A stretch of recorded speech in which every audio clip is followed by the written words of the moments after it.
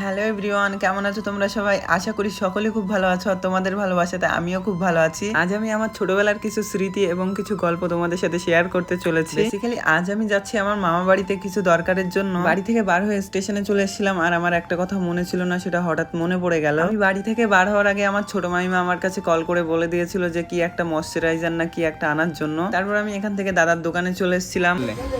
ওটা আজকে এখন আসেনি, হয়তো আজকে যদি নাও আসে কালকের মধ্যে চলে যাবে।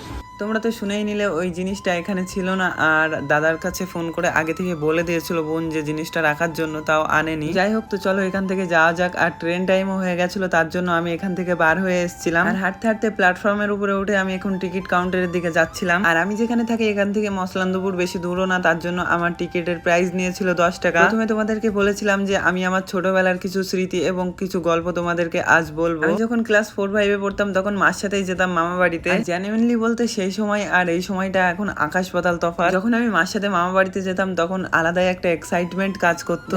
বসার সিট পাই না পাই সেটা পরের বিষয়, কিন্তু জানালার ধারে দাঁড়ানোর একটা আলাদাই মজা ছিল তখন। আর বাইক কেনার পর তো এখন ট্রেনে করে আর মামা বাড়িতে যাওয়াই হয় না। আর এখনো যখন আমি ট্রেনে করে মামা বাড়িতে যাই তখন আমার ছোটবেলার কথাগুলি মনে পড়ে যায়। আর সত্যি কথা বলতে আমি আর মা একসাথে কবে মামা বাড়িতে গেছি এর মধ্যে আমার নিজেরই মনে নেই। তো দেখতেই পাচ্ছ তোমাদের সাথে কথা বলতে বলতে আমি বনগাঁতে চলে এসেছি। আর এটি হলো আমাদের বনগাঁ স্টেশন। আর তোমরাও বস হয়তো আমার মতো কখনো না কখনো এমন ভাবে ট্রেন চেঞ্জ করেছো। তোমরা কে কে এমন করেছো কমেন্ট করে নিশ্চয়ই জানিয়ে যাবে। আর বলতে না বলতে ট্রেনও ছেড়ে দিল। চলো এবার এখান থেকে যাবো আমরা মসলান্দপুর স্টেশন। সাইনবোর্ড দেখে হয়তো বুঝতে পারছো যে আমি মসলান্দপুরে চলে আসছি। তো চলো এবার পুরো নামা ভিডিওটা তোমাদেরকে দেখাবো। আর আমি যেই ট্রেনটি এসেছিলাম এটি হলো 12টার ট্রেন। আর তাও দেখতে পাচ্ছ যে ভিড় কতটা ছিল। তোমরা তো সকলে জানো যে বনগাঁ টু শিয়ালদা লাইনে কেমন ভিড় হয়। লিটারালি যখন মার সাথে ছোটবেলায় আসতাম তখনও নামার সময় এমন একটা মনে ভয় কাজ করতো যে তোমাদেরকে বলে বোঝাতে পারবো না। নামার সময় শুধু মনে হতো যে এবার হয়তো হারিয়ে যাব এমনটা মনে হতো। স্টেশন থেকে নিচে নেমে কিছুটা হেঁটে গেলে আর কি পাশে অটো স্ট্যান্ড। আর আমার মামা বাড়ি এমন একটা জায়গায় না